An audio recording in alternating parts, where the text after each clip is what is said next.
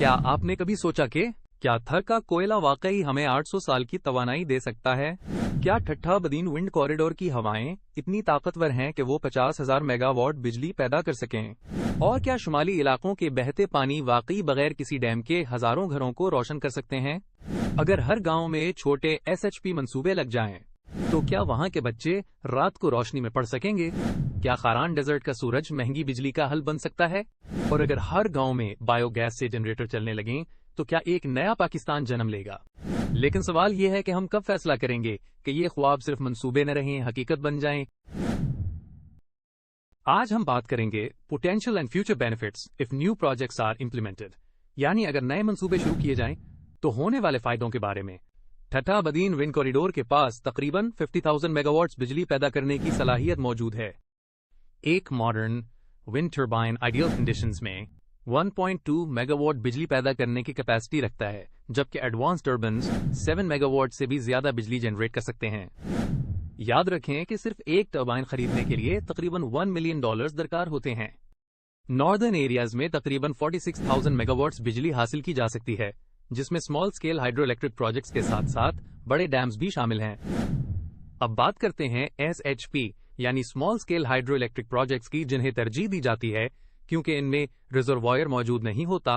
اس کا مطلب یہ ہے کہ لوگوں کو بے گھر ہونے کی ضرورت پیش نہیں آتی۔ مزید یہ کہ نیچے کے علاقوں کو پانی کی فراہمی متاثر نہیں کرتی اور ساتھ ہی ساتھ فارسٹ ایریا پر بھی بہت کم اثر پڑتا ہے۔ ان پروجیکٹس میں واٹر رن آف یعنی پانی کے بہاؤ کا استعمال کیا جاتا ہے، جہاں ایک سمپل پائپ کے ذریعے پانی ٹربائن کو گھماتا ہے۔ تاہم ایک اہم مسئلہ یہ ہے کہ گورنمنٹ کو لوکل ٹربائن مینوفیکچررز کو ٹیکنیکل ٹریننگ فراہم کرنا ہوگی، کیونکہ موجودہ کمپوننٹس کا سٹینڈرڈ کم پایا گیا ہے۔ ایسے حالات میں اسمال انٹرسٹ فری لونز کافی مددگار ثابت ہو سکتے ہیں۔ ₹80,000 کا SHP پروجیکٹ تقریباً 300 واٹس بجلی فراہم کرنے کی صلاحیت رکھتا ہے، جبکہ دوسری جانب پاکستان میں سولر پاور نسبتاً مہنگا تصور کیا جاتا ہے۔ تاہم اگر گورنمنٹ گرانٹس اور بینکس کی جانب سے لونز دستیاب ہوں تو اس ٹیکنالوجی کا استعمال نمایاں طور پر بڑھ سکتا ہے۔ مثال کے طور پر ایک ایوریج مڈل کلاس گھر کو 2.5 کلو واٹس بجلی فراہم کرنے کی لاگت تقریباً $10,500 یا ₹860,000 تک پہنچ سکتی ہے۔ یاد رہے کہ پاکستان کے کئی علاقوں میں سال بھر میں 300 سے زائد دھوپ والے دن دیکھنے کو ملتے ہیں، جیسے کہ خاران ڈیزرٹ۔ اس کے علاوہ بایو گیس پروجیکٹس بھی مؤثر طریقے سے امپلیمنٹ کیے جا سکتے ہیں، جہاں ایک پلانٹ لگانے کی کاسٹ تقریباً $40,000 ہوتی ہے، جو کوکنگ کے لیے میتھین گیس مہیا کرتا ہے۔ اگر اس پلانٹ کا سائز بڑا کر دیا جائے تو یہ چھوٹے گاؤں کے لیے جنریٹر چلا کر بجلی پیدا کرنے کا ذریعہ بھی بن سکتا ہے۔ آخر میں ہم بات کرتے ہیں رورل الیکٹریفیکیشن یعنی دیہاتوں کو بجلی فراہم کرنے کی، جو کہ لوکل ریسورسز کے مؤثر استعمال سے نہ صرف اکنامک ڈیولپمنٹ کو فروغ دے سکتی ہے بلکہ لیونگ سٹینڈرڈز میں بھی نمایاں بہتری لا سکتی ہے۔ مثلاً اسکلڈ ورکرز، ٹیچرز، ڈاکٹرز اور نرسز ان رورل ایریاز میں رہنے اور کام کرنے کو ترجیح دیتے ہیں، جہاں اربن سینٹرز کے ساتھ بہتر کنیکٹیوٹی ہو اور ساتھ ہی ساتھ الیکٹریسٹی اور کمیونیکیشن سروسز بھی اویلیبل ہوں۔ تاہم وہ ان علاقوں میں کام کرنے سے ہچکچاتے ہیں جہاں بجلی موجود نہیں ہوتی۔ ٹی وی اور دیگر کمیونیکیشن سروسز کی مدد سے فارمرز کو یہ معلومات حاصل ہوتی ہیں کہ کب فصل لگانی ہے، کب ہارویسٹ کرنا ہے، اور ساتھ ہی ساتھ انہیں نئی ٹیکنیکس بھی سکھائی جا سکتی ہیں۔ اگر کمیونیکیشن سروسز کو بڑھایا جائے، رورل ایریاز میں تعلیم بھی اسی طریقے سے نافذ کی جا سکتی ہے۔ اس کے علاوہ پاکستان کے پاس تھر کول سے تقریباً 50,000 MW بجلی پیدا کرنے کی صلاحیت موجود ہے، جو اندازاً 800 ایئرز تک کام آ سکتی ہے، جبکہ اس وقت ملک کی موجودہ ڈیمانڈ تقریباً 18,000 MW ہے۔ اگر یہ انرجی پروجیکٹس مؤثر طریقے سے امپلیمنٹ ہو جائیں تو اس سے urban and rural life styles دونوں میں ڈرامیٹک چینجز آئیں گے۔ یہ سفیشینٹ پاور سپلائی نہ صرف بلنگ ریٹس کو کم کرے گی بلکہ فورن انویسٹمنٹ کو بھی انکریج کرے گی، امپلائمنٹ کے مواقع بڑھیں گے اور اوور آل لیونگ سٹینڈرڈز میں بھی بہتری آئے گی۔ مزید یہ کہ ایکسپورٹس میں اضافہ ہوگا اور فورن ایکسچینج ریزروز بھی مضبوط ہوں گے۔ اب ہم بات کریں گے گرڈ سسٹم کے بارے میں۔ ایک ٹربائن اور گرڈ سسٹم کوئی بھی فلوئڈ میں جیسے کہ گیس یا واٹر ٹربائن کے بلیڈ سے گزرتا ہے، جس سے روٹور موو کرتا ہے اور جنریٹر ایکٹیویٹ ہوتا ہے۔ یہ جنریٹر ایک میگنیٹک فیلڈ میں موو کرتا ہے جس سے کرنٹ جنریٹ ہوتا ہے، پھر ٹرانسفارمر کے ذریعے وولٹیج کو انکریز کیا جاتا ہے اور یہ electricity over hanging power lines یعنی وائرز اور الیکٹریسٹی پائلونز یعنی ٹاورز کے ذریعے نیئرسٹ گرڈ اسٹیشن تک پہنچتی ہے۔ وہاں سے یہ بجلی انڈر گراؤنڈ کیبلز یا اوور ہیڈ وائرز کے ذریعے مختلف لوکل گرڈ اسٹیشنز تک پہنچائی جاتی ہے، جہاں وولٹیج کو دوبارہ کم کیا جاتا ہے اور پھر ضرورت کے مطابق مختلف علاقوں میں ڈسٹریبیوٹ کر دیا جاتا ہے۔ آج ہم نے جن ٹاپکس پر بات کی ان کا خلاصہ دیکھتے ہیں۔ آج ویڈیو میں ہم نے انرجی پروجیکٹس کے پوٹینشیل اور فیوچر بینیفٹس کے بارے میں بات کی۔ ہم نے یہ بھی دیکھا کہ ٹھٹا بدین ونڈ کوریڈور میں تقریباً 50,000 MW بجلی پیدا کی جا سکتی ہے۔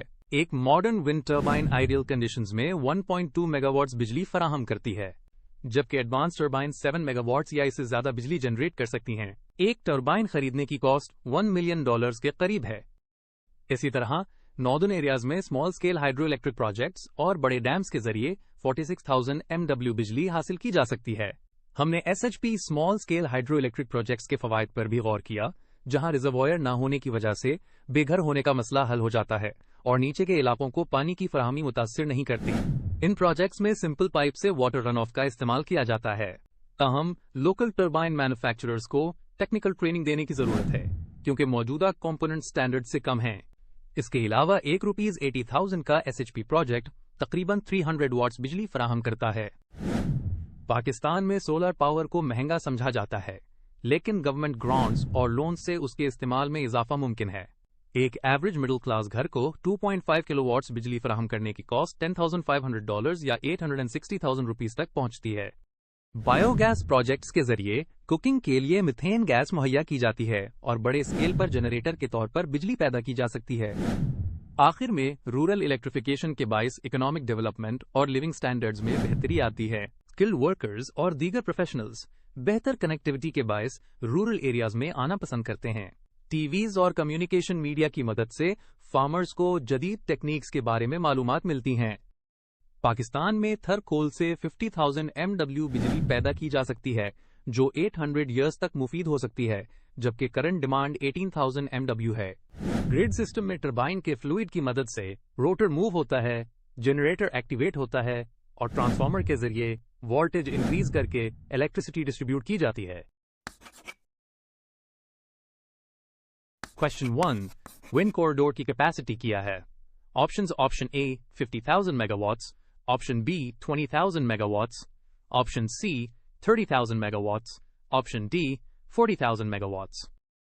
Answer: option A 50,000 mega what's.